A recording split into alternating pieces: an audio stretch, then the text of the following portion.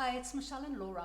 In a previous video, we spoke about our role as career coaches and what it is that we do. And we thought it would be a good idea just to give you some examples of the exciting clients that we're working with in that space at the moment. Yeah.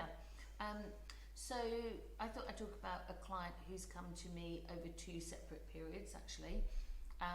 So when he first came to me, he'd had a number, sort of three quite distinct, I suppose, careers with different industries. And they did have some commonalities, but it was a bit like one chunk. And he was just a bit confused about where to go next. So he was like, I like various elements, but I don't know how to tie it all together. So it wasn't that he hadn't thought of some different options, he just wasn't sure how to make that final decision. So we went all the way back to the beginning and just said, okay, let's go back to identifying the things that you know, what do you really enjoy? What are you looking for? What are your values? What are your priorities? You know, balance of all the kind of different factors that come into play, and we've got a process of how we do that. So we kind of got that all on the table, and then we said, all right, let's have a look at the different ways that you could use that moving forward. So we came up with a few different sort of both job titles or skill sets and industries of how he could use that. And went into a research project, an evaluation project, let's investigate these things, and through that came to a conclusion. Then once we'd done that, we said, okay, how are we going to put this into practice? So that was resume, LinkedIn, and developing a value proposition, which was more him just identifying his skill set and what he had to offer. And I think that's all interview prep. It's all of those kind of things. Articulating it. Articulate it, sets you up for.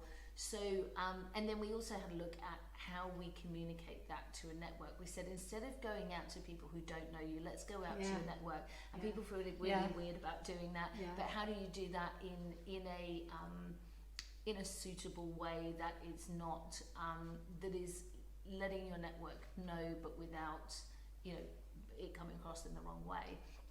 So we did that, and he actually found an amazing opportunity through one of his network, and then kind of progressed from there. So then circled back sometime later, and things had changed within that organisation, and he was looking at, you know, how do I handle that as a first-time role in an executive, you know, in an executive role, he hadn't come across some of those things, so it was how you manage those things. And I think, you know, when you're looking from the outside, it can seem quite obvious, but when it's you who's going through that, it's very emotional, and you're trying to sort of manage your emotions through that. So we worked out a plan from there, some introductions to some of the experienced recruiters that we knew who had suitable opportunities, and just kind of being there as that sounding board through that process. I think he was in that position where he had a really in-demand skill set now.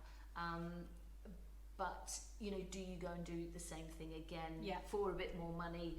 But that might put you in a riskier situation in the long term. So we were just talking about that balance and we actually sort of worked out what the next move is, and then where he'd go from there. So I just think that's a really good example of a starting point, but all the different bits that you come on along the way. So it can be everything from, it can start at a resume and it can go through to salary negotiation, or, you know, all the way along. And I think you've got a really good example too. I'm working with a very, very exciting client at the moment. So she came to me, and I just listened to her language now and listened to her language when she initially came to me, and she said to me, I have completely lost my confidence. And I'm like, you are so competent and so capable, how did that happen? And she had 3 very short stints in 3 different companies, not with the intention to. So things just went pear-shaped as she went along. And it's like the more that happens, the more you lose faith in your judgment, isn't it? It's just, it was terrible. And what we then said is, okay, what we don't want to do is repeat that again. So we went through quite a big process of identifying what happened, what she believes happened during that decision-making process. And I think the big thing is, she said to me, I get involved because I get excited when I'm sitting in an interview and I think, yes, I can do the job. And that was pretty much the pattern throughout the 3 stints.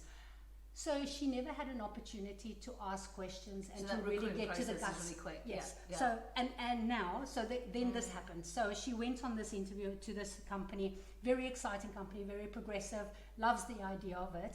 Went on a very long interview where her skill set was assessed, and then next minute she received an offer. Like literally 2 days later, received an offer, and I went, stop the bus. So what we did now is we sat and we looked at everything that matters to her, because her intention is to settle down in a career and to settle down with a company and then start becoming involved in the company from a bigger perspective. So she is desperately seeking that long-term recognition for herself in her role, because she was saying to me, because I'm employed all the time for the skills that I have, I'm not growing. I'm on this hamster wheel because they're benefiting from it, but I don't feel like there is anything that moves me forward. I don't feel that I'm challenged at all. So what we said is, okay, in the next move, what we're going to identify is what that challenge looks like.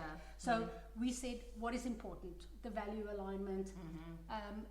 Funny enough, the irony is that the two people that she interviewed with, neither would be her direct reports. So we had a look at that and said, okay, we're going to meet the person that's ultimately going to support you in your career development there.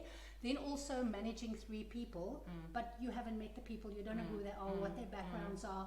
And then looking at the crux of your job, then looking at things like, what is it, what problems are you going to solve? What is it that's going to challenge you? What does your resume look like 1 year, 2 years down the track? Because you want to grow, you want to develop, and you need to be able to identify that in an organization and see that they can do that for you. And then we looked more shorter term to what are the problems that you need to solve now, and the important bit of, what does my day look like? What are my measurables? And how am I going to be measured? And what is the expectation of what it is that I need to deliver? Just getting that absolute clarity And of what just- you're walking into, isn't Yeah, it? and she was so blown away. She said to me, I just wish I knew all these things, because I would never have made those mistakes. And out of, in a way, out of those questions also came, what didn't you enjoy about the environments that you were in? And they were all pinned there. And in a way you think, if I had the opportunity to investigate them before I joined the company, I might not have joined the company. And and now we're talking about, once she is in this role, because it's probably going there depending on the investigation, but once she is in that role, we're going to start looking at just rebuilding her confidence. So we're going to have a look at her leadership and challenge her in terms of how she's leading, what else she could get out of it, and then just look at her growth path. Because it often goes back to they're not giving me the opportunity, and then it's like, but how are you exploring and positioning yourself for those identities? Or that you don't go there because you feel not confident in the previous experience. It's just that one thing that knocked your confidence. Isn't it and amazing it's like checking. how many times we have clients who have objectively great skill sets, but they've gone into that zone, where they don't see what you see, and that's the bit. You know, some people are like, well, a resume or LinkedIn profile, how hard is that? But it's actually, to me, that process of going through that helps people understand what they have to offer. And it builds confidence. You know, we were looking at her value to an organization, because ultimately you want to articulate that, because that's what the company is basing your value on, because they can't base it on anything else. And when she did that exercise, she said to me, oh my God, I just looked at it and I thought, I'm really good at what I do. And you build that confidence. And you know what? That confidence leverages your negotiation, because now you feel confident to go and push those boundaries in terms of salary, to go and push the boundary in terms of saying, bring something to me that is going to challenge me, that is going to make me a little bit, I don't know how to do that, but I really want to take it on. And that's where the skill set happens. It's That's also, where to the be fair growth to a happens. company, it's also that's giving them the opportunity to do something outside money as well. So it's like they want 100%. retention, Yes. and it's being able to get into that conversation so that you can see if that's going to work. And it worked, and I think it will work really well, because your intention with the person that you're sitting with investigating all this information is not that you're interrogating the interviewer or the company, but what you are doing is you are looking at it from a long-term perspective, which is just as important to them as to you, because retention is the big word, isn't it?